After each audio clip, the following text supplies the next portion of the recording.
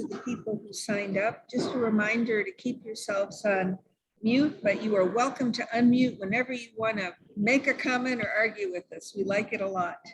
And always happy to see so many friends on. There's Nancy and the Moroffs and Yasmin and Paul and Randall, and we've got two Pauls on tonight. And then from our end, we've got Denny Walsh. Denny, you want to wave? Sitting right in front of Chateau Pontet-Canet. And then we've got Rod, who, what cellars are those, did you say? Those are Ducru Bocayu? That's Ducru Bocayu. And Mike, I don't think you're in front of any cellars, are you? But you look like you're in a comfortable room. In the dining room. In the dining room, good. So welcome, everyone. This is our, I think, second to last virtual tasting of the year. And we had been hoping to have this holiday sale in person. Actually, we had originally hoped to have a Bordeaux tasting in October, and we kept pushing it a little bit. And then we decided to hopefully do a virtual sale, you know, that won't be repeated in a while. Hopefully we'll go live in the beautiful lounge here at West Bloomfield and the cafe at Ann Arbor North Campus.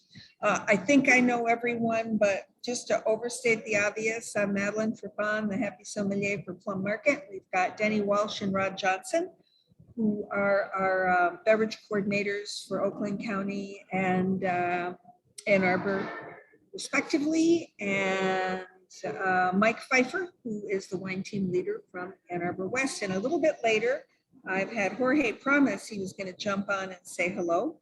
We might see Jason, the new wine team leader from Bloomfield, and some of you have met our first wine director, Anthony Minnie, who is doing an off-premise in-person dinner downtown tonight, but he was going to scooch away between courses and jump on and say hello. So I told him, keep an eye on the waiting room for you.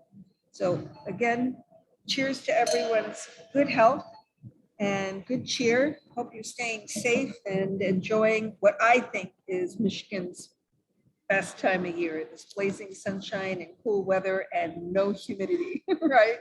I've got a little background noise. Hopefully that's not interfering with anything. And you can keep any questions you like going on in the chat room. I don't know if you got the PDF with the full sale list. Did you get that? Can anyone let me know you haven't gotten it? Some of you have, some of you haven't, but I will make sure you get it when we're done with this tasting. I'll email it to everyone who registered for the tasting. And also, if you go online to the website, it is positioned there as well. So the sale is now live, and what we're going to do is talk through some of our favorite wines that are being featured. Denny and Rod, do you want to say anything else in terms of an introduction before we get down to it? Well, we'll all be talking at some point, so I'll just save my introductions till then. Okay. You did mention the 10%, and I'll speak to that when I start sparkling wine. So, all right. Denny, I'll just pass and follow Rod. Okay. We'll have our moments.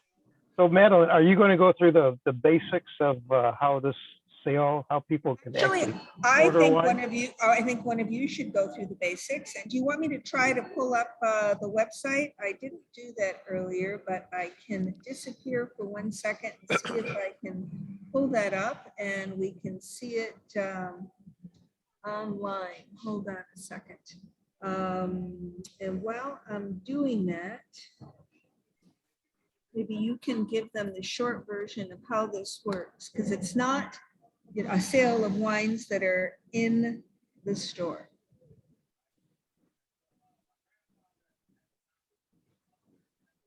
Okay, go ahead. Is it under events where I'm going to find this on our? It's off the catering site. It's off the catering site. So holiday catering, correct? Yeah, and there's a a banner will go by, or else you can hit catering and go to luxury tasting. Okay. Sorry, Rod, I interrupted you. Okay, I see. No, it now. I'd rather Denny talk, because I'm not up on the technicalities of how you make the sale. I understand though that if you've got the invite, you should be able to tap on a order here spot right on your invite. That should take you right to the site to order the wines. And here is the site. Can everyone see that? So I actually went to catering initially, and then it dropped me here, and there is the luxury wine sale. So you're going to go to the catering link in the top banner when you go to plummarket.com, and then you're going to go to the luxury wine sale. And here are all the wines. All your that- categories are right these are there, the and then categories, you can right. go from category to category depending on what flavor you're looking for, and then make your individual selections. And there are the champagnes. I clicked on champagne because Rod's Right, about to right. talk about that. And do they need any sort of discount code to when they check out for the 10% off, Denny? Yeah, when you go to checkout, it'll show you the, excuse me, the code is luxury 10, 10 as in numerals. And that will it'll call for you to punch that in when you're checking out, and that'll take 10% off the appropriate wines.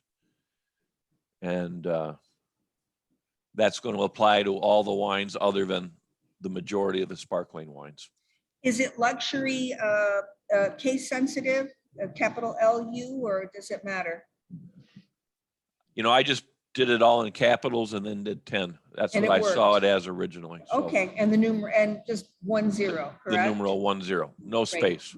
Cool. And of course, when we send the follow-up email with the PDF attached, all of our email addresses will be there. So if you run into issues, let us know. And So- again, you're selecting the individual store that you want to pick it up at. So after you get to you'll be prompted to pick a store.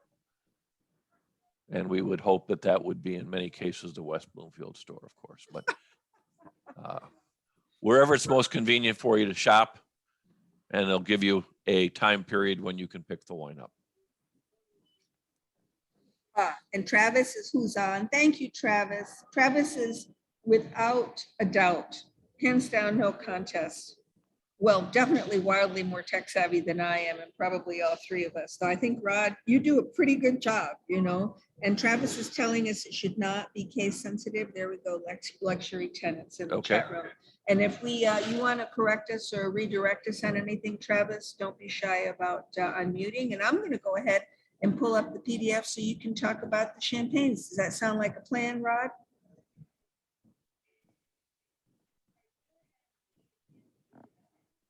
Let's see, here we go. All righty.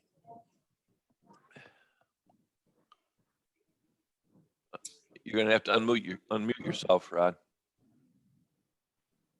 Okay, here we go. Depending on how you have your the videos of all of the participants, you may not be able to see the prices on the right. If you can, you'll notice there's some asterisks there after a lot of these, and below it says, please note that the sparkling wines marked with an asterisk are not subject to a 10% discount. So I apologize, I'm the bearer of that bad news.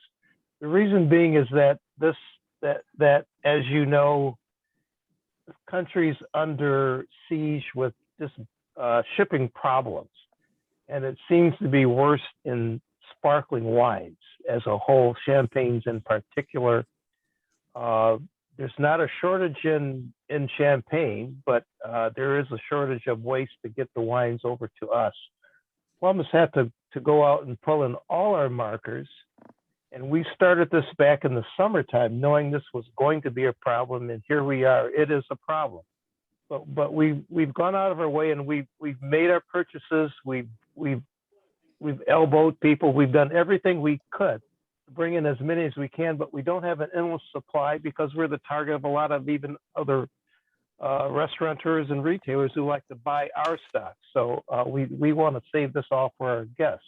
But that means we don't have the supply to put the 10% on right now because we want to get to the end of the year. It's our understanding that these supplies will probably last into early spring. So I would suggest, especially if you like champagnes and you know what you want to do for the holiday, this is an area where you should act sooner than later because we cannot guarantee supplies. But with that out of the way, so here's a list. A lot of our old friends are here. There's the Moet, Tattinger, Piper Heidsieck's new to us as a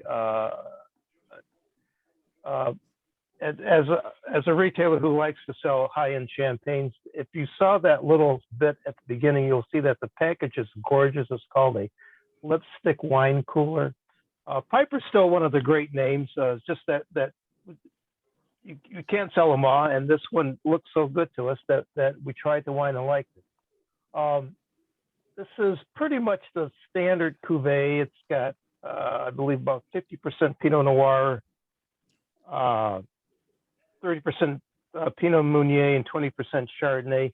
It's finished just a little sweeter than some of the others. If you remember the old Moet White Star, it's not quite as sweet as that, but it's a true brut, but it's on the softer, little fruitier side of brut. Still delicious though.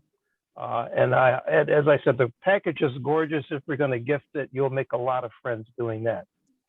Drapier is the next one on the list. That's a personal favorite of mine. I've said this before and I'll say it again. I think that's the best value in champagne in America. It's a nice house. It's a big house. It's a Pinot Noir house. And on all their cuvées, they use 80% Pinot Noir, 15% Chardonnay, and 15% Pinot Meunier. It's finished a little drier than most, but it also undergoes a mallow. So you get a little softer, but I think a kind of a food-oriented champagne. I always say if you like champagne, you should just have a bottle of this cold in your refrigerator all the time. In case somebody drops by, then you're prepared to just entertain them and you haven't cost yourself an arm and a leg to do that. So, Rod, I want to interrupt a comment. This is $29.97. I haven't seen that price on a bottle of champagne in a long time. Yes, as I said, I think maybe you can go to a few other stores and see an off brand that you never heard of. Drapier is not one of those. They are one of the grand marks out there. So they're as proud as anybody about their champagnes. Serious house. So yes, this is the value. We have 3 rosés: Moet, the Drapier, Rosé de Saignée, and the Laurent Perrier. The Saignée from Drapier is probably the most unique in that they use the old Saignée method, which is kind of unusual for champagne in that you're starting out making a red wine and you bleed off the juice early in the process to get your rosé. Now, I understand that in Provence, that's a good way to go because you can sell that red wine. In champagne, it's an extra move that they do that they don't have to do because they don't sell red wine. So it's a process that's kind of unusual, and they do it because they think they get a little bit more body and power out of their rosé. So if you like a very full body, food-oriented rosé, that's the way to go. If you like a prettier, fruity, stylish one, then the Moet or the Laurent Perrier rosé would be an excellent way to go. We have the Perrier Jouet gift sets this year. They're beautiful. Always a very fine gift to use. I think probably the most unique thing on the sparklers is the Ferrari F1. There's a podium and then a Cuvée Brut. The podium is a Jeroboam. So Ferrari's always made sparkling wines. They've never been associated with the car company, but it seemed like a natural, so they finally got together. So the sparkling wine and the car company, or I'm sorry, not just the car company, but the F1 series of races. So they've got together, and this is a special cuvée to honor that. We just Formula had One, right? Formula One. Pardon? Formula One race cars. Mm-hmm. This is a special cuvee to honor that. This is Jeroboam. It's a spectacular package as a gift box, 3 liter. If you do the math, it really is a pretty good deal. The 750s are kind of unique too. Oh, by the way, the podium 3 liters Plum has the entire allotment for the USA, not just Michigan, but for the entire country. So this is the only place to buy it, and we've got the best price. I think if you look nationally or internationally, you see it's still a very, very spectacular price. The 750s speak to each city. There's 4 cities that they're honoring this year in this special cuvee. Silverstone, which is in Britain, Monza, which is in Italy, Suzuka, which is in Japan, and Sochi, which is in Russia. So these wines just landed just this week, and we can offer you them. If you have a special cuvee that you like, you can list that, and we can try to fill that one for you. But there's 4 different towns, especially marked on each box that you buy. I believe we're the exclusive for this in the state of Michigan, but not the United States. And then we have the Chandons, which have always been part of our sale, and I believe those are in fact subject to the 10%, so you can actually save a little bit by doing that. That's all I've got. I've got all the questions in terms of which cuvées or what goes into each one, how sweet or dry they might be compared to the others, if you like. Anybody want to unmute for questions on champagne? Or we can, you can hold the thought and we can go ahead to Chardonnay, which I think is my category. And I'm going to talk first about the wine that we're tasting tonight, the Hartford Court Chardonnay 2019 from the Russian River Valley. And some of you may remember that we had done a virtual tasting with, and I'm trying to find my PowerPoint here, and I don't, but I will momentarily, with Jeff Stewart, who is the winemaker from Hartford Court. And while I'm looking for my PowerPoint, I will tell you that the wine is tasting like $1 million to me. It's got the delicacy, actually, of a white Burgundy, which is surprising. You know, a lot of people, here we go. It's not a slideshow yet, but I will do that. Can everyone see that? Are we good? It's got the delicacy of a white Burgundy and the balance of a white Burgundy. It's got forward fruit, but both aromatically and on the palate, I mean, there's a teeny little touch of a floral, maybe a kiss of butter. I think it goes through partial mallow, very little new oak presence. You know, so you don't get a blast of vanilla or spice. The alcohol is modest on it. I don't know what it's claiming on the bottle. I'm going to take a peek right now to see if I can find it, but it's claiming that it's over 14%, but boy, I sure don't feel it. And it is long. The acidity is spectacular. I just am totally charmed by this wine. And the price point's nice too. It's $21.97, though, to my mind. When I see $21.97 like you, I probably say $22. It's neat to see the lineup of the family because Don and Jennifer Hartford started this winery many years ago, and Jennifer is the daughter of Jess Jackson, but the winery is named after her husband, Don Hartford, and those are their 3 children that are now becoming active. But I'm going to show you my favorite thing to do, these moving images of maps, so we can see where the Russian River is. And there's Santa Rosa, though these folks are based, I think, in the township of Forestville. And what's neat to see is you've got, you know, Petaluma Gap, so the Pacific breezes come inland from the ocean, and there's the Russian River AVA. It's neat to see that because the Russian River Valley actually, in some spots, as you move inland, can be quite warm indeed. But if you're a little bit closer to the Pacific, you have an authentic, cool growing region, which is absolutely, amenable to Chardonnay and Pinot. I love this shot of their winery and the different aspects. And there we are. Russian River AVA is pretty big.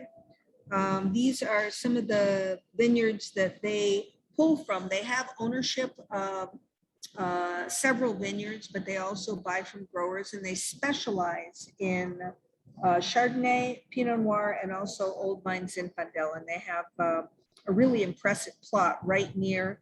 They're actually adjacent to their home. I love, this is one of their Chardonnay cuvées. I wanted to show it because they call it Seascape, and there is the Pacific in the not too far distance. And here's a shot of some vines in their home vineyard. And I love this juxtaposition of the super ripe clusters, though. Here's a sommelier secret about Zinfandel vines. They, the grapes on a cluster mature unevenly, so you can have ultra ripe flavors and a unripe tartness. And then you have these fantastic gnarly old vines that look at you and say, leave me alone, I'm doing just fine. And then finally, another shot of a very stony vineyard. I think they're showing off the soil type there. But, I'm going to go back to our PDF so we can see the other Chardonnays. I hope some of you are tasting this. I think it's so good. It's so long. It's, I think, Mr. Frank's drinking it. I see white wine in your glass, so hopefully you're enjoying it. Madeline? So by pure coincidence, before you even announced this list, we just happened last week to open a bottle of the Four Hearts Hartford, which is what we tasted back in the spring. Oh, yeah. And I'd forgotten. It was, I mean, to me, it was probably the best wine we've had this year. And Wow. this, unfortunately, we didn't get that was the Four Hearts, which sells for about twice. Right, twice this. Unfortunately, we're not obviously able. I didn't know with this, so we didn't taste them side by side. But my recollection is this is pretty close. I guess the Four Hearts is a single vineyard or just a specific version of this, and this is a multiple vineyard. But it's compared. I'm saying, given that the Four Hearts, which is what we tasted in the spring, was absolutely incredible, this is very close. I'm very happy to hear you say that, because I really think Hartford, and you'll see it as Hartford Court or Hartford Winery, depending on whether they're using, or Hartford Family Estate, depending on whether they're using their own vineyards or not. But I really think you can go eeny-meeny with their wines, particularly Chardonnay and Pinot. You're not going to miss. Jeff Stewart, the winemaker, is really a master at the category. I'm going to make this a little bit larger. Can everyone see it? Good. And you can see the prices as well. So, just a couple more. There's the Hartford Court, which the Advocate gives a nice hug to. You've all probably seen the Rose Rock Chardonnay from Eola, Amity Hills in Oregon in our stores. Under $25, just under, but that's Dominique Drouin Boss's thumbprint. The Drouin family, and this is a different property. It's not their Domaine Drouin, Oregon, but they make just beautiful, lifted, elegant Chardonnay and Pinot Noir from Rose Rock.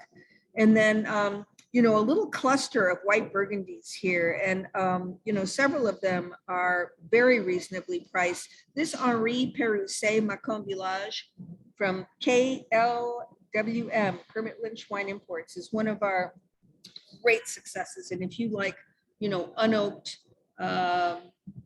French Chardonnay with, that beautiful inorganic sort of sea breeze, wet stone, rocky minerality character, and it's got it in spades, and it's a steal at $17.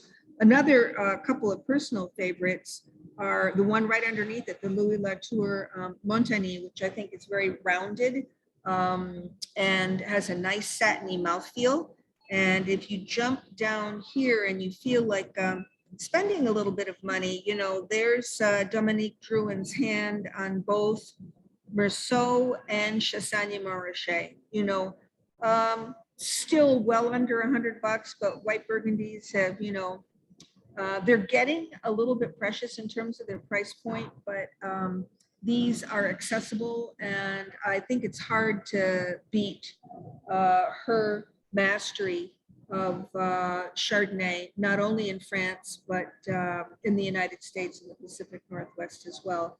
Rod or Denny, you want to chime in, or Mike, about anything else here before we hand it over to Mike to tackle the rest of the whites? I will add this. I think I see Anthony at his other site Let me paying us a see. visit. Hold on. Do you see Anthony? Is he in? Anthony, can you unmute yourself and say hello? He's not in Hello. the waiting room. Hi. I'm here. There you are. Wave so everyone can see you. Or put yourself on speaker view. You're wearing a suit and a tie, and are you at the symphony? I'm at Orchestra Hall. Yeah, I'm getting Orchestra ready Hall. for an event. But I wanted to take a moment to say hello to everyone on this momentous occasion. And we're very proud of all the work that we put into the selection this year. And I'm very happy to be able to say hello to everyone. So great to be here. You've only been officially with us now for what, under a month, and yet I think your influence is being felt in very positive ways, Anthony, including helping us pull together the Dom Perignon event, which I've, spoiler alert, have alluded to, but we'll show the invitation a little bit later. But thank you for making the time to come on. You're doing an all-Italian event tonight, correct? We are all Italian. And yes, spoiler alert, December 9th, we have a very exclusive Dom Perignon event. So before you go and join your other guests, is there anything from the sale that you're particularly excited about? I'm sorry to put you on the spot. Or is there an Italian wine that you're using tonight at your venue that we might be able to find at Plum? I wish there was. I tried to find things for this event that were very rare and there were only a few cases of. So no, but that's the beauty of Plum, is that our selections are always fluctuating and we really have a curated wine selection. So we can always find new things and there's always new things popping up. We've got the Gaia. Oh, right. Denny, thank you very much. We have the Gaia Sauvignon Blanc, which is showing great. It's the first time I've had it tonight. Oh, so that's you're showing it tonight at your event. Fantastic. Yep, we are. And the Ferrari, the Ferrari is great as well. Wonderful. Thank you. Well, thank you for joining us. Good luck to you. Break a leg, as we say in theater, not literally. It means the best of good luck to you. Thank you. Enjoy. All righty, Mike, should we go ahead and try the chat about the other whites? So, yeah, in the interest, you all have me for the next 3 sections. Lucky people you are. So we're gonna, I think in the interest of time, move it along just a little bit. The next section is the Sauvignon Blancs. The thing that stands out to me is the diversity of where the Sauvignon Blancs are coming from. There's Marlborough, there's Napa, there's Sonoma, Loire, Bordeaux, and even Langhe, as Anthony mentioned. A couple that stand out for me, one would be the shared notes. That is, to me, an incredible Sauvignon Blanc, ageable yet drinkable now, higher in acidity now, but will age nicely. That is the work of Shared Notes is the work of Bibiana Gonzalez and her husband, Jeff Bissoni. Bibiana is a very talented winemaker, as is Jeff. And they have made an incredible Sauvignon Blanc. The two Sancerres from Kermit Lynch are the Chotard and the Nouveau. 2 different styles. Chotard leaves their grapes on the vines a little bit longer, gives them a little more weight, a little more complexity. Maybe not, if you're looking for a mineral-driven Sauvignon Blanc, this might not be it, but very special in its own way. Nouveau is ripe fruit. It's very elegant, balanced. and a really nice amount of minerality.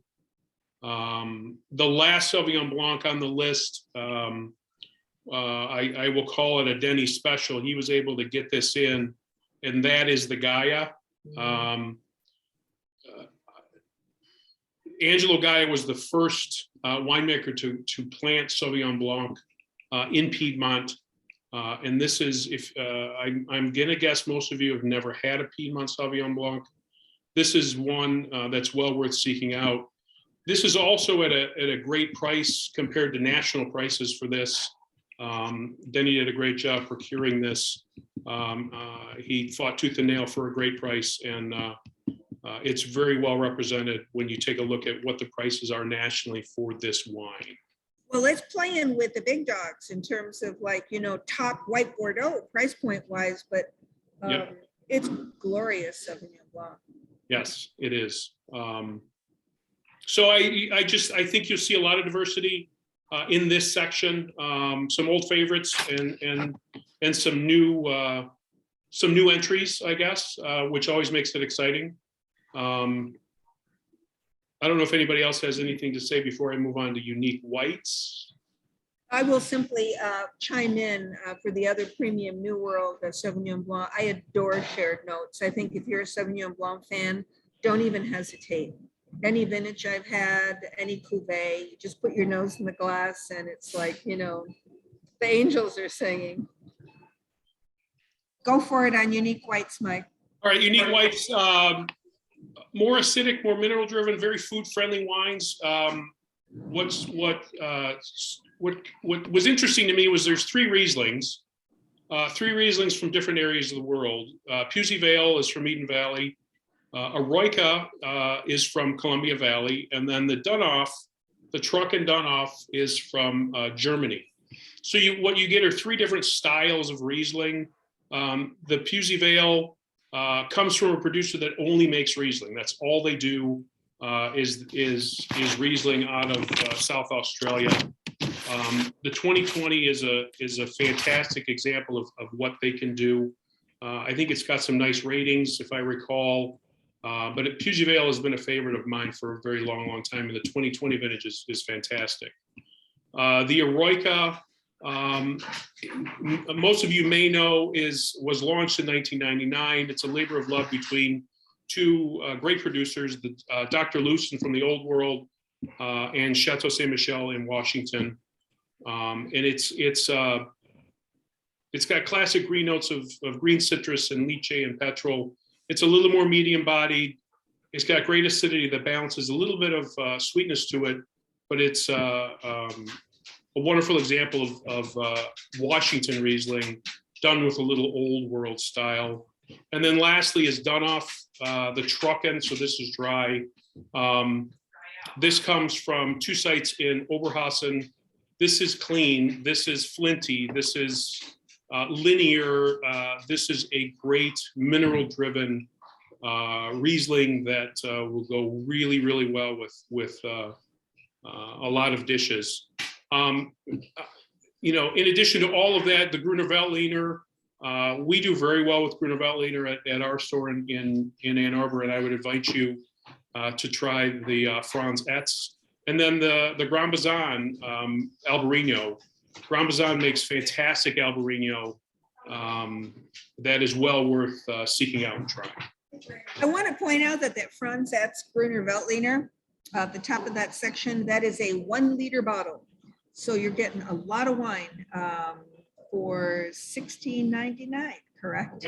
Yep, and a lot of times they do come in liter bottles, which is fantastic. But it is a liter bottle, so yeah, you're getting a little bit more for your dollar. Lastly, rosé. Rosé, there is no more rosé. Can I ask a question about the specials, about the white unique ones? You said the Dunoff is dry, so Trocken doesn't mean it's a TBA. It's Trocken, so it's dry. Oh, okay. I missed it. Okay, it is a dry. Okay, thanks. Yep, no problem. Lastly, for me, for this section is the rosés. Rosé used to be a seasonal wine, kind of May to September.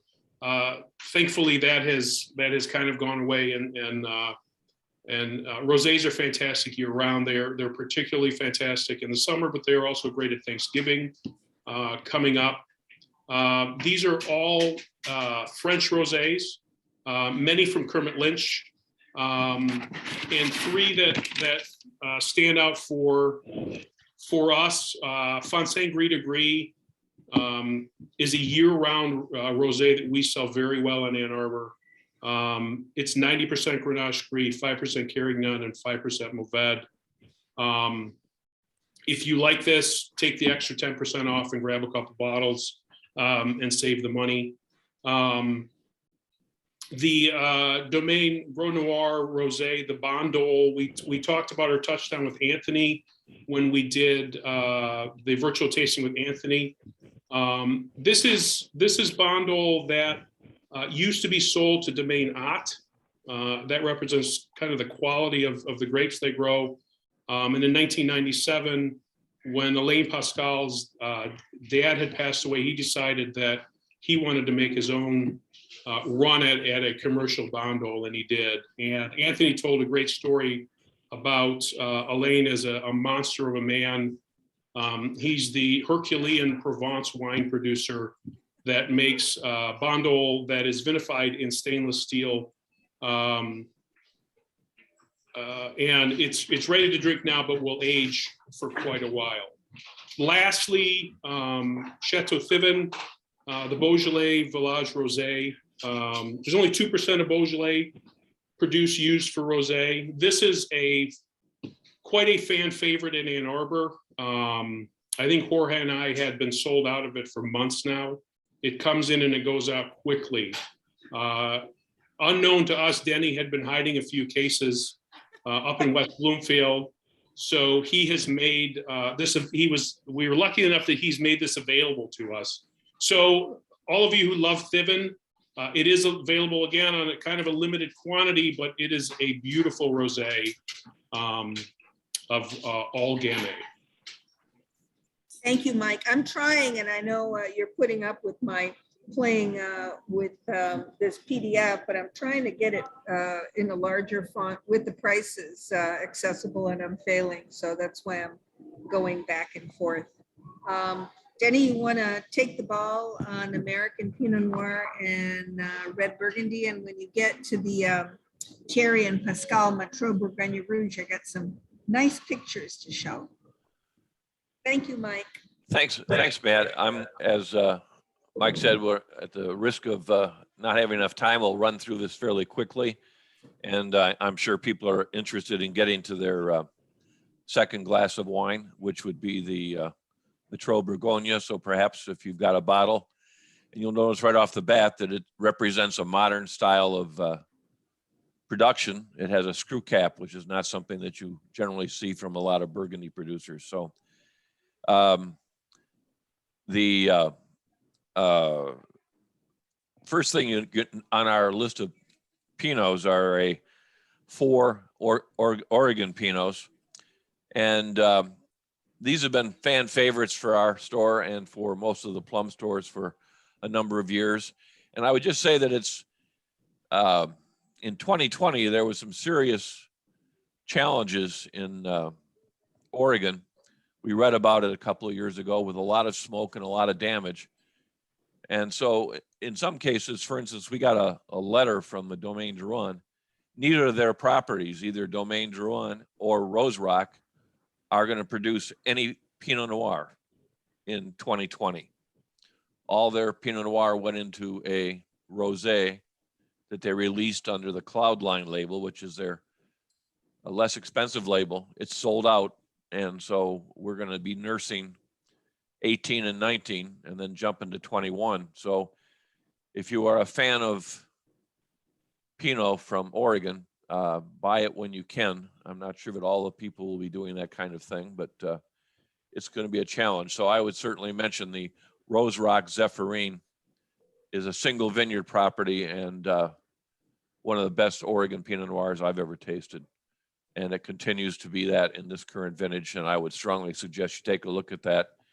It I don't know, everybody has their affordability situation, but at 10% off, this is a really fine bottle of wine. We have a couple of Russian rivers to follow that, and all favorites back to Hartford Court. This is their Land's Edge, and we've had success with that during the tasting that Madeline mentioned previously. And the Belle Gloss has been a favorite. We switched from there's 3 different vineyards each time, and this is the Clark and Telephone from Santa Maria Valley. And then to France, as they say. So we have 3 really well-priced Bourgogne Rouges. And the one that we're tasting today is from the domain of Thierry and Pascal Matreau, which is a, it's sort of one of those traditional houses where there's generation after generation and mixed marrying with different families and so forth and so on. And at the beginning of early in 1900, they sort of stabilized their situation, and they now have a particular property, which we're looking at is where their home base is. And they've continued to acquire property in various parts of Burgundy. And in the year 2000, they went totally organic. And currently, there are 2 sisters, Adele and Elsa, who are making the wine, as well as are managing the property. And there they are. What a great shot of them. I mean, they're young, and they're their parents, Terry and Pascal. I was excited. And if you have it in your glass, you'll notice it's quite forward and a very modern style Burgundy. It's very forward, very ready to drink. And with the screw cap closure certainly suggests restaurant pour and so forth. We were very fortunate to have the opportunity to taste this from one of our suppliers, and we ordered a pallet of it because we thought it represented really great value for strong. It's like what, 55 cases, Denny?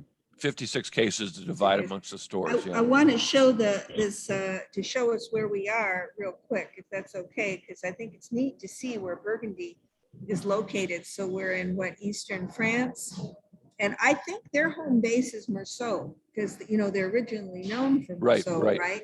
And there we are in Burgundy. There's Domaine Matreau. Dijon is to the north, and we are on the east side of the hillsides of Burgundy, and there's the township of Meursault. So thank you for letting me show that little map. It's interesting too that most people, or at least a lot of, don't associate Meursault with producing a red wine, but it does. And so they have tradition in that. And this particular bottle is from their properties in Pouligny, which also does a little bit of red wine, as well as Volnay and a couple of other sites. So to me, it's a bright, fresh, forward style and one that'll age, but it's certainly meant for near-term drinking. And you have the other 2 Kermit Lynch Burgundies that follow that, that are also been very, very popular at Plum, that are in that same price point, the Gaucho Monet and the Regis Bouvier. Both of those are a lot of bang for the buck. Solid red French Burgundy at an affordable price. And $35. That's great for a really good Pinot. That's a good price for any good Pinot, right? From anywhere, but let alone from Burgundy. So moving into California Cabernet, excuse me, mentioning a couple of items. We have some items that we've had good success with in the past. This is the first time that we've been able to feature a wine from Groth in a long time. I think when I started like almost 10 years ago at Plum. I think like the 3rd night we were there, we had a tasting that Madeline told me I had to attend or I was going to be beaten up. And Suzanne Groth was there, and it's always been a favorite winery. They've had some dibbling and dabbling with suppliers and this and that, but they've always made consistently great wine, and they have a wonderful Sauvignon Blanc that we have on sale. And their Cabernet has been something that we were able to, over a period of time, and with the help of Travis, negotiate a really strong price point for this October, November, December period.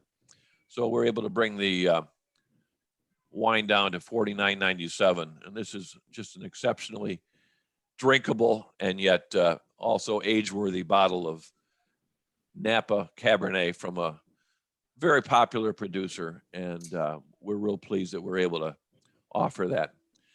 The Lahoda Cabernet Franc is in very short supply. They make a handful of cases of this. It was originally brought in for a big wine tasting they were going to do with the winemaker, but again with COVID that got canceled. But the wine was here.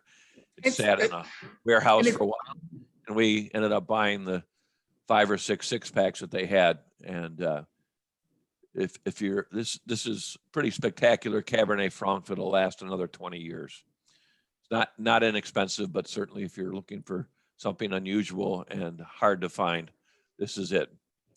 And then we finish up with 3 stars, the Clefluddy Poetry and 17 Dominus and 17 Opus, all of which are worthy of consideration. If you're thinking about sending me a gift, I'd be happy to receive any of those for the holidays. Christmas presents for everyone, right? And enjoy your bottle of Bourgogne. Thank you, Denny. Everyone's being very well mannered and paying close attention. Does anyone want to speak up or make a comment or ask a question? They just need to drink a little bit more wine. Rod, I think you're going to take Bordeaux. Okay. And you're going to bring it up. It's a pretty long list of Bordeaux. Yep, here I am. Here we go. One may ask, why is this list so long? It's a little longer than anything else here. Well, we had intended to do our fall Bordeaux walk around, and factors are such that we were not able to do that, but we had bought the wine. So we decided to list the bulk of those wines on here. So we have the fall Bordeaux tasting kind of as part of the luxury tasting. So this is a pretty long list, but I think I can organize it for you so you can actually assimilate what's really going on here. Left bank would be as you look toward the ocean, what's on your left, and that would be the classic Cabernet-based wines like Pauillac, Saint Julien, Margaux, and then the right bank would be Pomerol and Saint-Emilion and the satellites, and that's mostly Merlot. The soil systems in each also dictate why one's Merlot and one's Cabernet. To the right bank, you have more sand and clay and some gravel, a little bit of limestone on the left bank. On the right bank, you have a lot more gravel and limestone, less clay. So Cabernet does best on the left. Merlot does best on the right. Here's the river. I'm bringing it up just so people can say it's a significant river. Left bank, right bank, right. Yes. So sorry to interrupt. The other way to look at this list is by vintage, and you see we've kind of grouped the vintages together.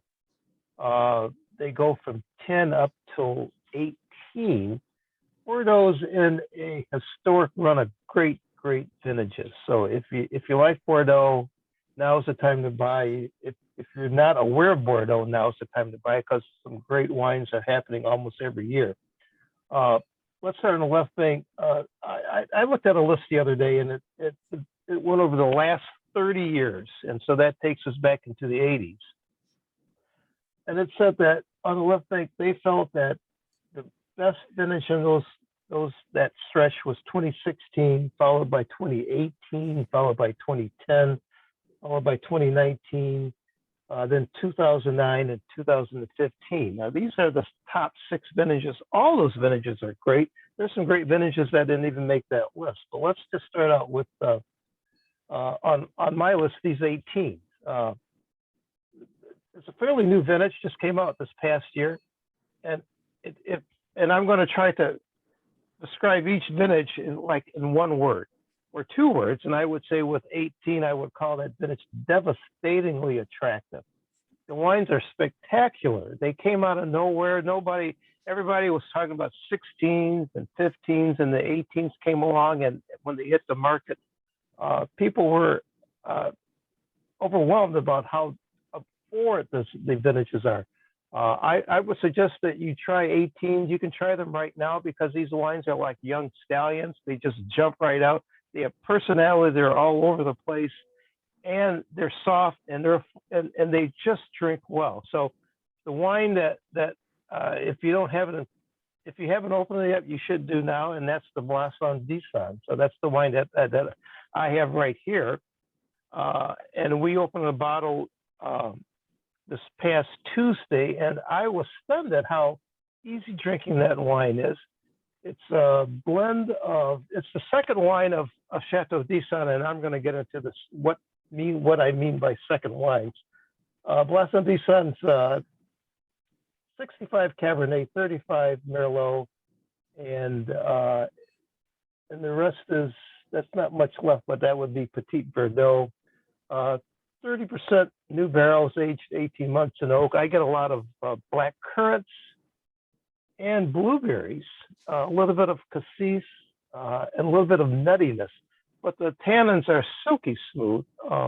This is sort of wine, and I would suggest this on a lot of 18s. If you know somebody who says, oh, I just drink California Cabs, the Bordeaux are just too earthy, too rustic, open up a bottle of 18 and you'll be amazed, and don't tell them that, you'll be amazed at how easy they drink and how just charming these wines are.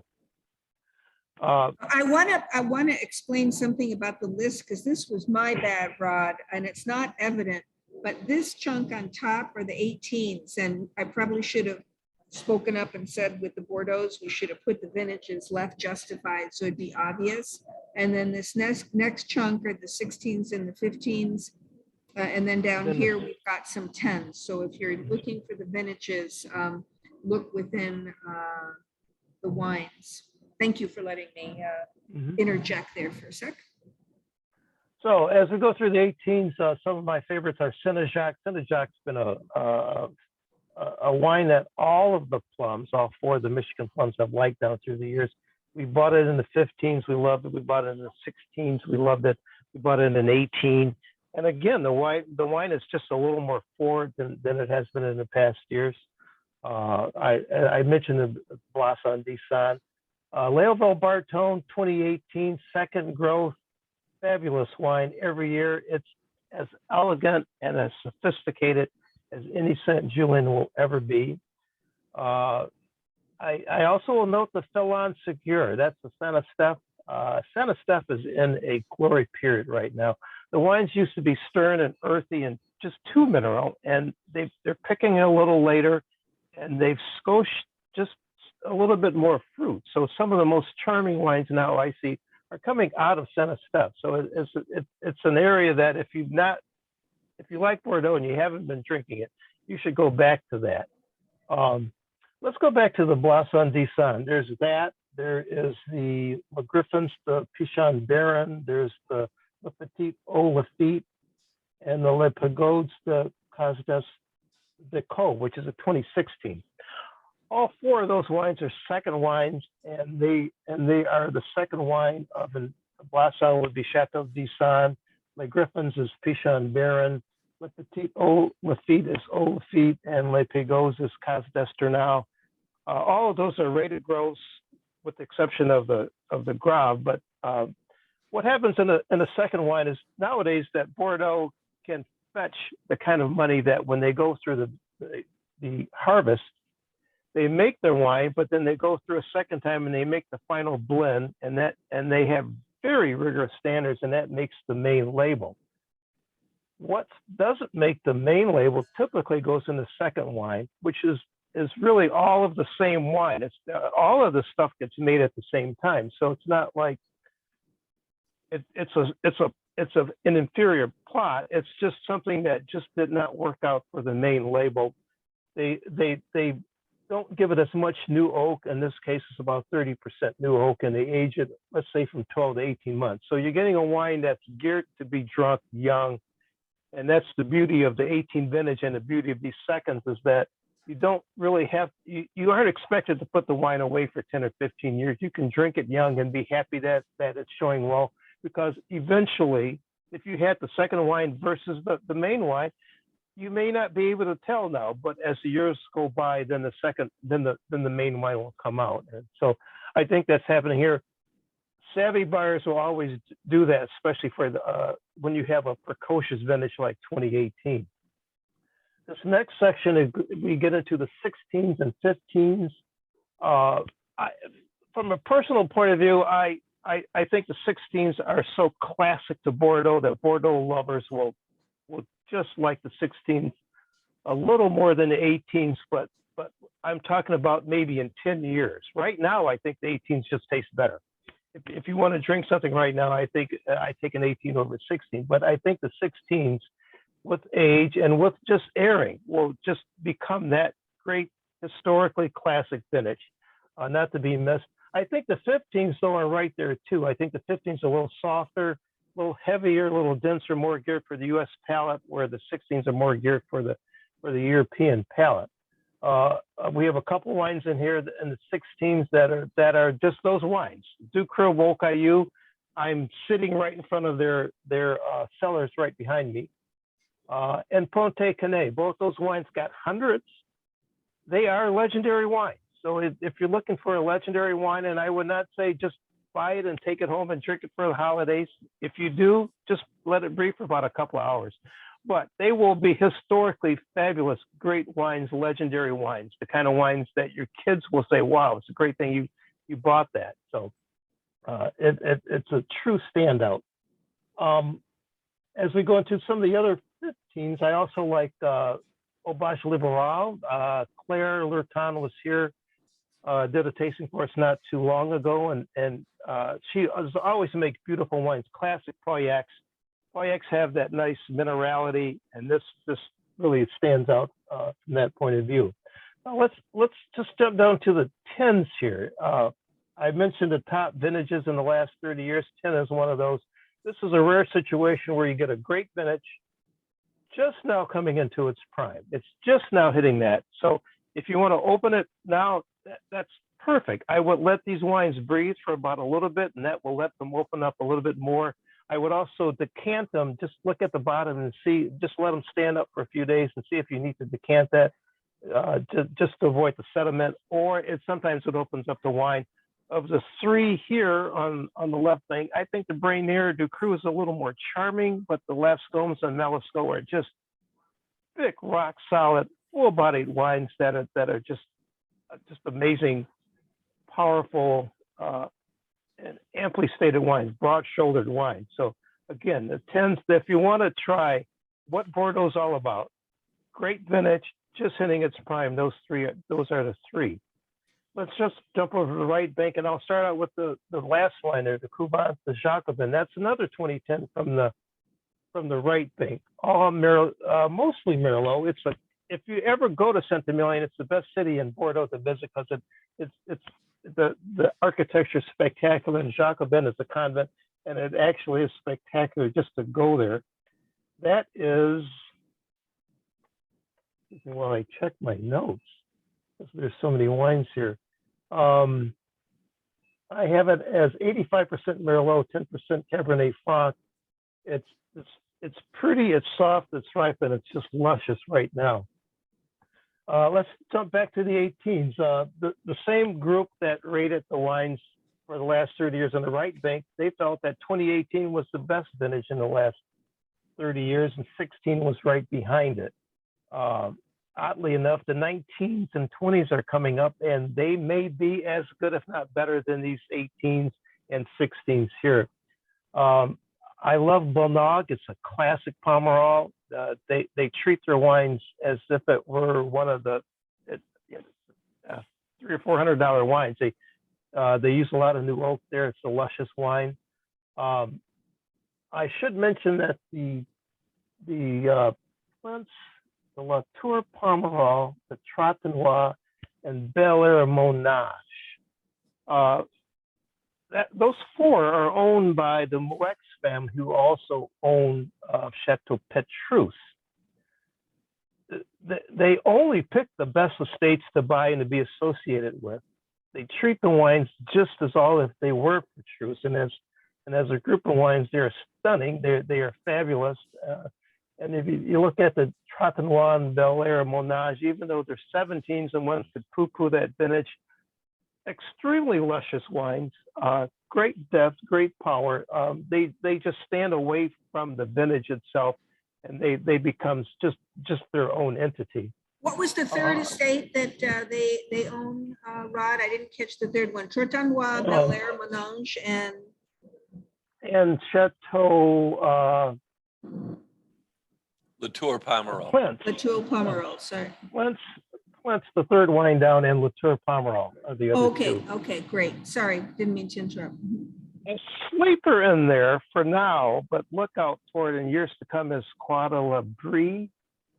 Fairly new estate. They have new money behind it, new people behind it, and they want to make the best wine in Saint-Emilion. They just don't care. They just want to make the very best. They treat their wines like the first growths, or let's say they're like the first growth in Saint-Emilion. 100% new oak. It's aged on in barrel for 18 months. That wine's 92% Merlot, 8% Cabernet, which is pretty smart, because as the heat comes up, and every single year, a grape like Cabernet is going to protect some of the Saint-Emilions, and you'll see a lot more Cabernet being grown in Saint-Emilion. But this is an estate to watch. It is luscious. It's opulent. It is just all over you. It's just an amazing wine. And it's got a 96 pointer from Mr. Jed Dunnock. Yay. Yes. As I said,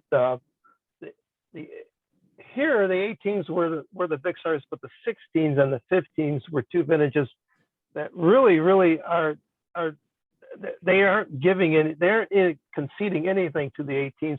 I just think that 15s and the 16s are a little more class. The 18s again have that wow factor.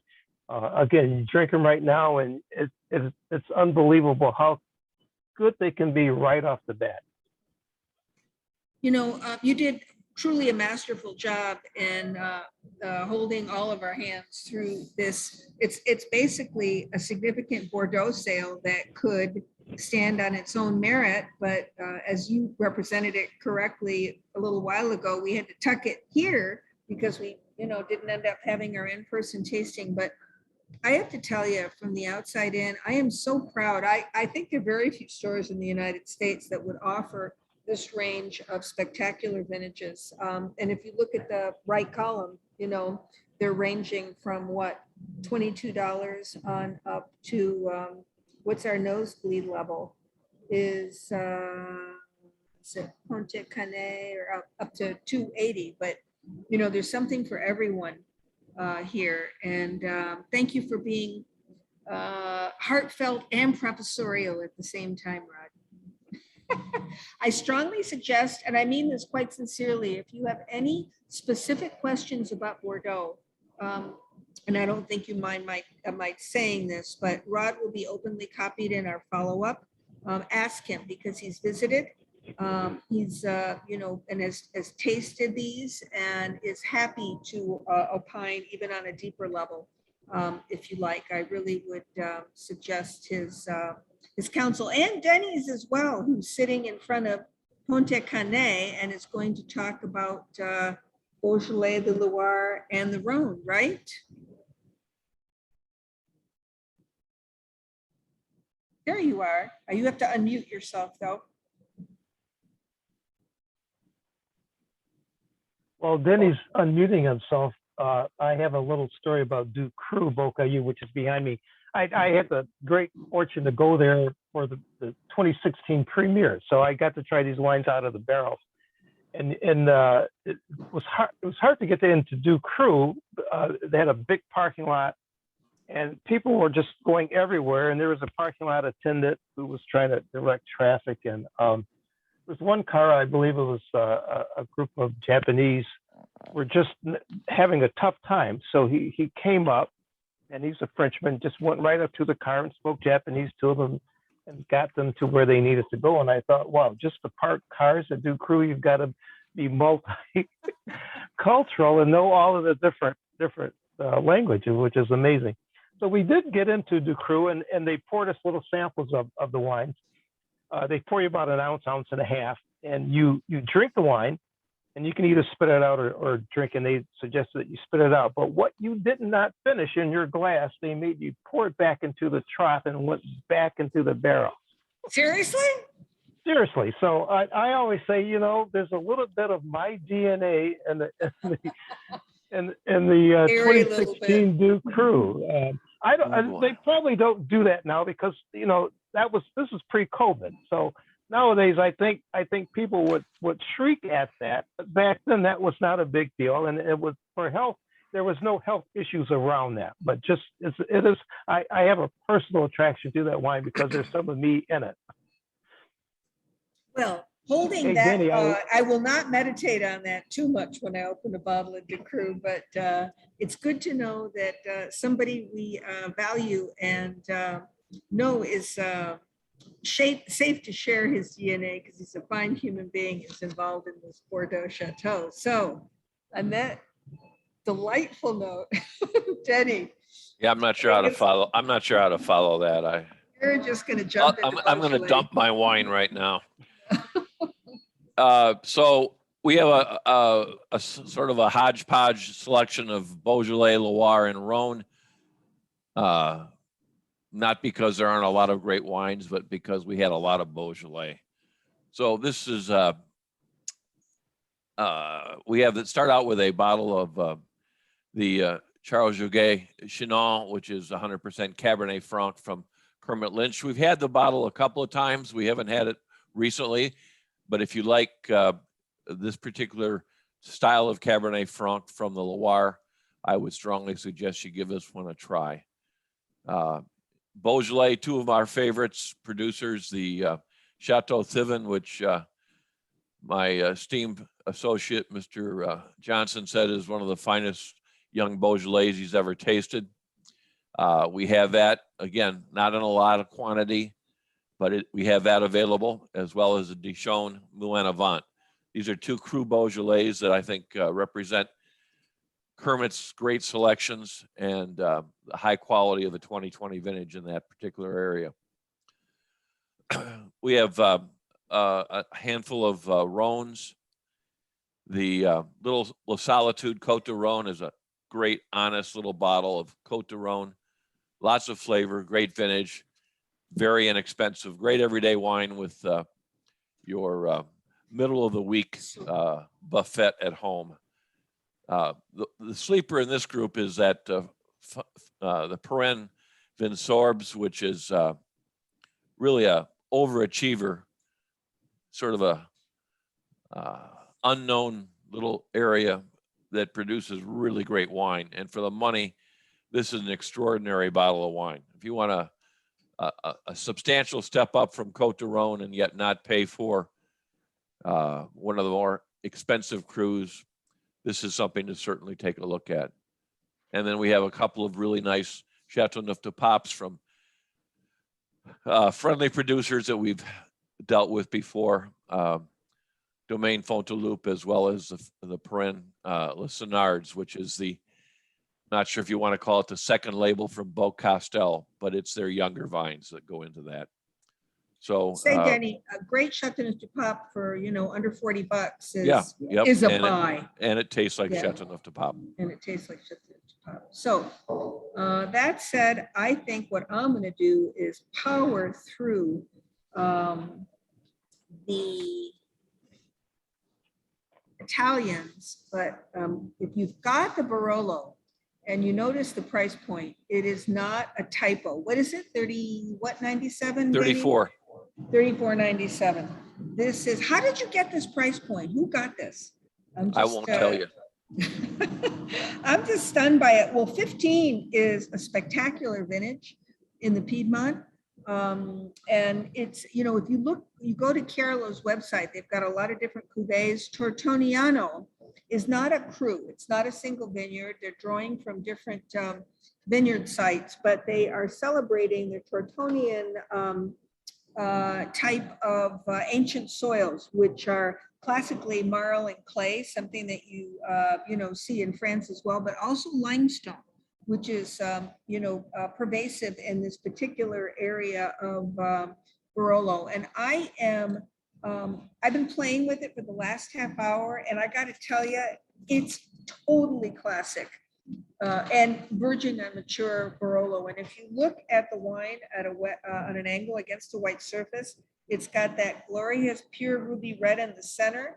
And as your eye moves to the rim, you see 2, 3, 4 bands of different colors, ending in a little bit of garnet or yellow, which is telling you, A, it's Nebbiolo, B, is mature. And aromatically is, true as toast. It has got florality. It smells like dried and fresh roses. It's got a little bit of a beautiful dusty earthiness to it. And on the palate, the tannins are nippy. It's Nebbiolo, but they're certainly not harsh. It's like if Nebbiolo and Pinot Noir had a baby, I think it would be expressing itself in this glass. And then I love showing this because here are the Alps. And the Piemonte means the foot of the Alps. So you can see them encircling the region to the west.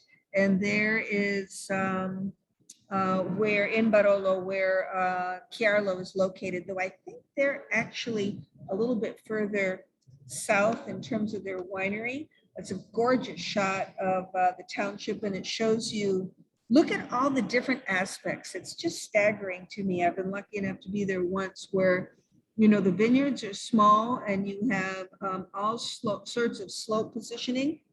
And here is the winery itself with a pretty impressive stone sculpture up front, family owned and operated. And again, look at this shot, it's just glorious of all the different aspects of Barolo. So at the end of the day, you're getting, for a steel, very expressive, ready to drink Nebbiolo that's not terribly mean.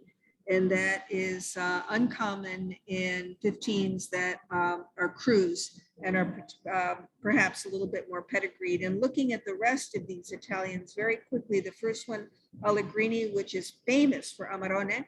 This is Palazzo della Torre, is ripasso. So half of the grapes are dried and then re-fermented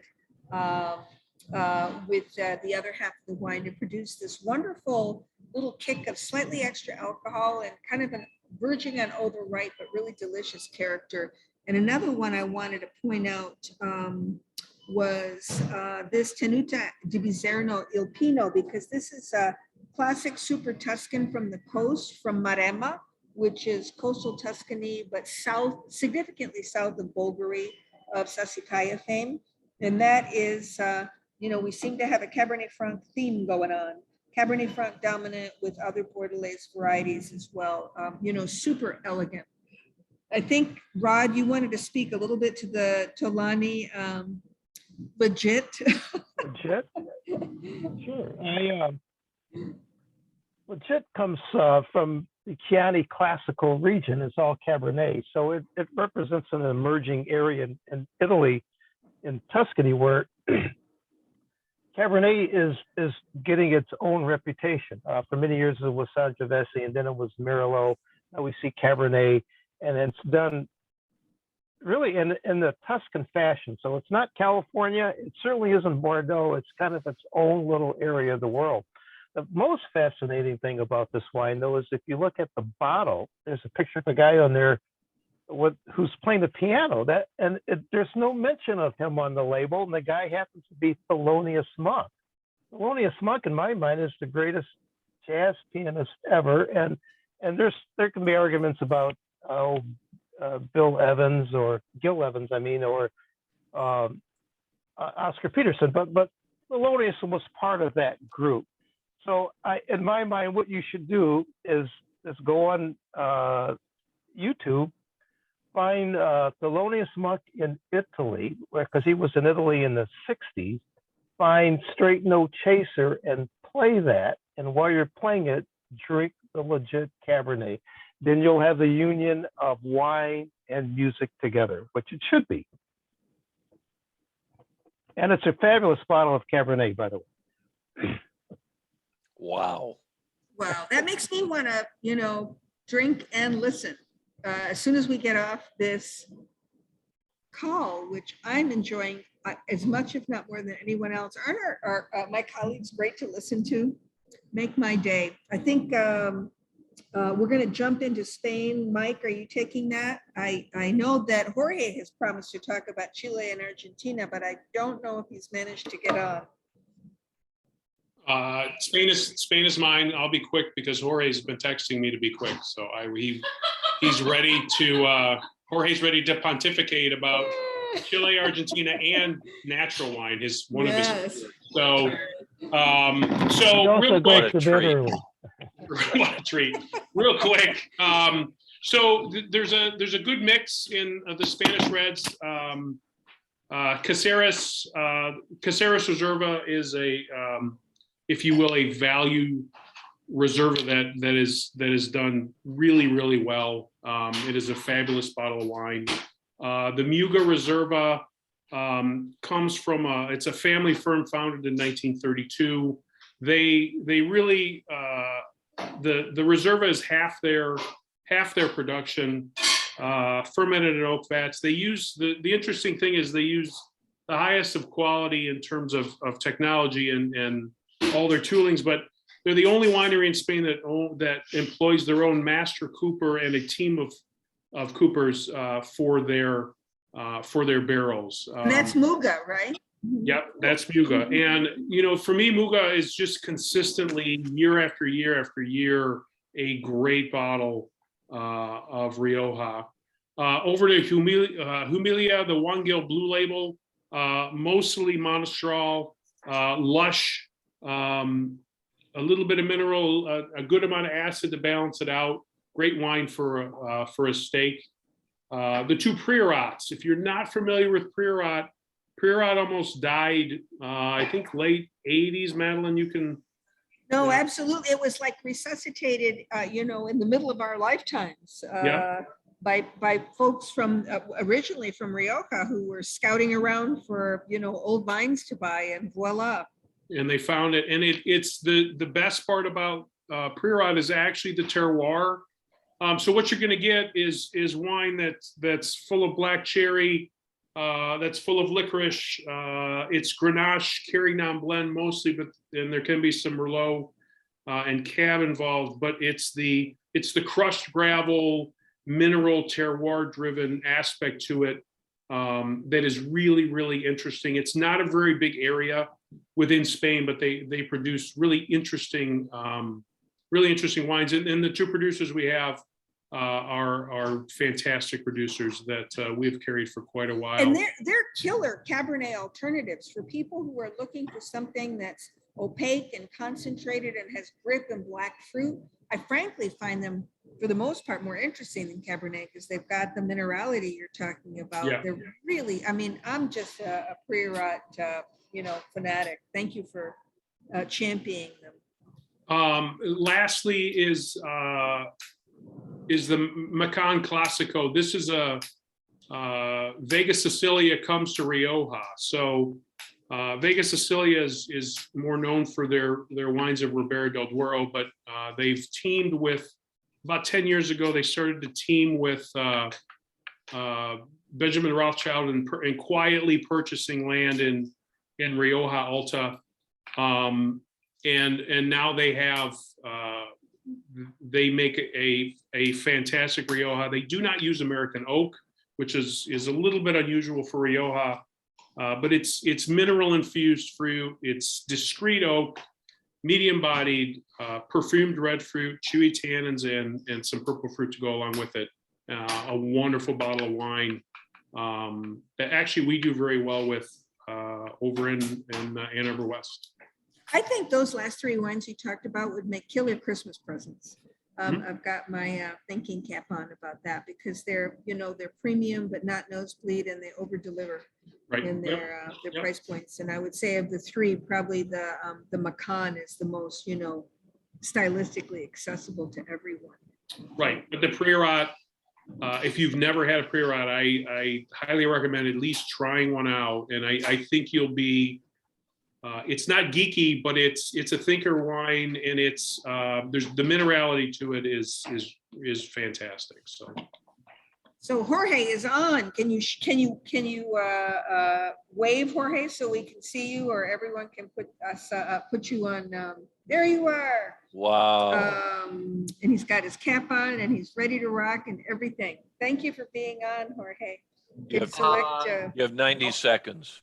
No problem. I love the 30-second, explanation of South America and natural wines. I actually, I don't mind. Take your I don't time. mind. You take your time. Take your time. No. But the thing is, I mean, how can I start? I'm Peruvian. So the first grapes that came to the Americas came to Peru. And from Peru, they went to Chile, they went to Argentina, they went to other places. So it's important to me to talk about South America.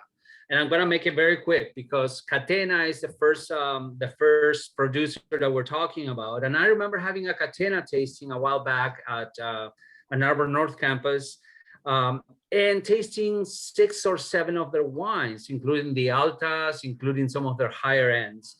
And I realized on that tasting that Catena is not really, actually, I shouldn't say it's not a Malbec house, it's a Cabernet house. I thought the Cabernet was absolutely beautiful. I thought that it showed that Cabernet in Argentina is truly like the grape still that people should talk about. And the Malbec grape is also beautiful because everybody buys Malbec from Argentina. So no point in really promoting, but the Cabernets from Argentina, I think, are fantastic. So you should definitely pay attention to that high mountain Cabernet. That's what I was thinking about when I saw this. Rod Johnson and I discuss Carmenere occasionally. Rod does not like Carmenere. I love Carmenere. I have a Carmenere in my glass right now, and it's the one that we are showing. I've decided to bring it because I think Carmenere is a misunderstood grape. It's not for everybody, just like beef stroganoff, which I hate. But nonetheless, I think that the Carmenere from L'Apostole is actually a beautiful wine. It doesn't have too many of those bell pepper qualities that people don't seem to enjoy out of Carmenere. And L'Apostole is just a great producer. So you're going to be getting some quality wines from them. If you don't like Carmenere, thank you for championing this. No, I love the fact that you picked this because Carmenere has really, I think at its best, which this is an example, Jorge, comes off more Bordelaise. It's not so much green, it's gently herbaceous and it's complex. Yes. And really cool. Yes. Can I show everyone where we are with my cool little map, if I can get it to start? Here we go. We are west of the Andes. We are in Colchagua, which is what? Central Valley and hugging the mountains. And we're at a, relatively high altitude, though we're not in Argentina, but there are the Andes, right? And here we are in Colchagua in the Center Valley right there. I love seeing both maps, and then we can sort of, get an idea of where we are. And I should bring up the other wines too, so you can talk about them and our Nat guys down here. Yes. So anyhow, South American wines definitely are wines usually to be had with food. I like all of these producers. Montes has always been an excellent producer. The Clos de los Siete, I remember when that blend came to Michigan, I was working at Village Corner, and I remember when everybody was asking about Clos de los Siete. I have not tried the 2018. Maybe I will one of these days. Natural wines, that's an interesting concept that I remember our friend James, who the Plum team knows very well, came to me and said, do you have any natural wines? And I said to him something like, what is that? And he said, these are wines that are made like this, like this, like this. So minimal intervention, no additives of any sort, except for maybe a little sulfur occasionally and a couple of other natural ones. But sure enough, when he said that, not everybody, but a few people started coming in and saying, do you have any natural wines? New York was into it, restaurants on the East Coast and some California. So I decided to start carrying some. By now, Mike Pfeiffer actually beats me majorly in terms of how many he has. So if you really want natural wines, you should go to Mike's store because he's got a section of natural wines. And the ones that we have right now on this sale are all excellent. The Diopia Heretique, I've been buying that since the 90s. Always a great wine, spicy, great with food. And that is from the Languedoc. The Gold Ablo, Verdejo and Sauvignon Blanc. Somebody brought that to me not that long ago to taste. And I thought Verdejo and Sauvignon Blanc from Spain in a liter bottle, orange wine. This is beautiful. And I tried it and I loved it. And I brought it to some other friends' houses and they also loved it.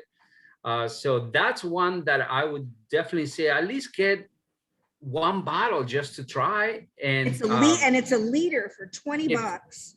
It's extended skin contact for white wine. So what you need to know about that is that it's going to be a little tannic, which works with food and proteins. And actually it's a wine that could handle many kinds of different flesh, as I like to call it. So anyhow, and then, great Alsatian blend of Pinot Gris, Pinot Blanc, and Pinot Noir. That's a beautiful wine. Also something that you definitely pay attention to. Vinca Minor, anything from Vinca Minor, chances are you're gonna get some quality wines. In my opinion, of these natural wines, which tend to be funky, as I like to call them, the first and the last are arguably the ones that are the least funky. I am not talking about the Carapace. The Carapace in the middle, I don't really know. Actually, I haven't tasted. So I'm going to probably have to try a bottle, but it's a Sagrantino, one of those amazing grapes that people don't really know all that well from Italy. And I'm just gonna leave it there. I've had that wine and it's pretty rich. I mean, it's a hell of a bottle of wine. And Umbria is just adjacent, but inland from Tuscany. I think you did natural wine justice. And you know what the sommeliers like to call this category? Natty. Or when they're talking about a wine, if it's slightly, if it's crossed the line into being expressing fragrances and flavors that are not classic, they refer to it as natty, a little too natty or not very natty. So, but everyone likes, all these producers too, are flirting with their practice, right? Organic or biodynamic viticulture. So that's part of the whole thing as well. So, right. Can I say one more thing about yes, Rod Johnson's 2016, the wine that is part of him now, or he is a part of? I do want to say that one of the oldest ways in which people have made alcoholic beverages is by chewing different plants and spitting them into buckets and letting them ferment. Pulque in Mexico is huge. So if you ever go to Mexico and you want to try pulque, it's, eventually everything's killed by the fermentation process. So I don't know what the big deal is, but thank you, Rod. I'm going to try to find a bottle of something with you in it. You know what, Jorge? That's That really sounds comforting, very Jorge. natty indeed. Yes. Very comforting. I would also like to add something here that Jorge mentioned earlier, and that is Carmenere. We've had many long conversations about that, and I've always said this: there's some bad Carmenere out there, and there's some great Carmenere out there. The two we have here are great Carmeneres, and when it's done right, it's a beautiful grape. That Purple Angel actually is one of the best wines on the list. It's a Carmenere. It's floral, it's lively, it's luscious, It's an eye opener for that grape. Also, I like to say that a lot of these wines are in fact natural. They market themselves through the normal regional patterns, and they choose not to market themselves as natural. So don't if it doesn't say natural, it doesn't mean that it's not. Why don't you talk to us and we can point out a lot of these wines on this list that actually would qualify as that. I'm going to, before everyone goes away, bring up the next events that are upcoming. You've all stayed with us. You've all been very well mannered. If anyone has been sipping enough wine to feel enthusiastic to jump in with comments, please do. I just, we keep referring to Travis, who's one of our, essential teammates, in case he has anything to say about this sale. And while I am failing, hold on, I'm going to have to go away for a moment and find the two documents I want to show you. I want to show you the Dom Perignon invitation, and I also want to show you the Faustino tasting that's coming up momentarily. So bear with me here a second. Hopefully I will not lose you. Okay, here we go. Why can I not bring these up? This is very interesting. All right, I'm trying. Anyone want to make a comment while Madeline is failing to display her invitations? I will tell you what's happening while I'm trying to display them is that a week from tomorrow, we are going to feature a winery, Faustino, that is, I think almost legendary for producing traditional wines that are fully matured when released and utterly accessible, which is unusual and special, especially as we're waiting decades for our Bordeaux and our Burgundies to get their act together with bottle age in our basement. And then in December, on Thursday, December 9th, we are featuring a Dom Perignon dinner with 4 different vintages of Dom, including 2 of what they call the Blancs, the 2010 that's been out for a while, and the 2012, which has just been released. So that will, it will not be our normal $20 Thursday tasting, but it will be special indeed, with a spectacular menu pulled together by one of our corporate chefs, Norm Valenti. I will attach both of those to your recap. So I've got a lot of work to do after we get off. Anyone want to comment or ask a question before we wish with each other a delicious rest of the evening? Everyone's so well mannered and elegant. Where will the dinner be?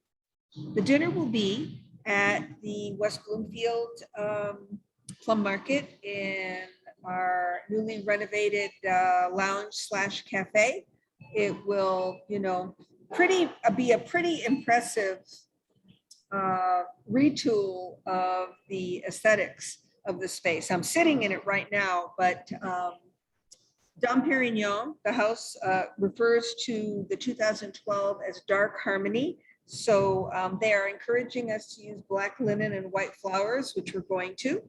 And there will only be 30 seats available because that involves a certain number of bottles and it involves an intimacy that we want to preserve. So there you have it. Hi, Madeline. I have a quick comment before we sign off. Oh, it's Travis. Yay. Sorry, I've been in the background doing things most of the time, but I've been listening to everything. So, a lot of these wines I've tried, and all of them that are on the site, I've put on the site and done the research on the ratings and things of that nature. So I'm familiar with them, but the way that everybody here talked us through the tasting and the stories they had to tell, I always learn so much and find it fascinating, and it kind of gives you a real sense of joy and pleasure for what it is we do. So thank you for all the contributions that you've made for it. Oh, what a nice thing to say. Thank you. I got to tell you, I'm not kidding when I say I like listening to us, you know, because we all love wine and we all approach it in different ways. And that absolutely includes you. I have to tell you, if you guys have seen a Cabernet Sauvignon that's not on our sales sheet, but is in the store, it's called Obsidian Ridge. I'm obsessed with it. And Travis turned me on to it almost 2 years ago when we were doing live tastings at the Plum Market downtown. And Travis, I've used it on private corporate tastings many times because it is a staggering value. All right. I'm going to try to get this recording to you early next week in case you want to listen to any pockets of it again. We will get you the invitations for the Dom Perignon event in December and the Faustino Reserva event next Friday at 4 p.m. because we have the winemaker joining us from Spain, and that will be his 10 p.m. And those Grand Reservas will be hanging out in the stores, hopefully over the weekend, or if not, pretty soon, early in the week. Right, Mike? I don't know which ones have been brought in yet or not, but. Yeah, they're supposed to all be with us tomorrow. Wonderful. Fingers crossed. So, God 8:10. willing. This is a faithful group of people. Rod, Travis, Mike, Jorge, Anthony, who's in the middle of his ultra premium Italian, you know, symphony dinner, and all of you. Thank you for your company.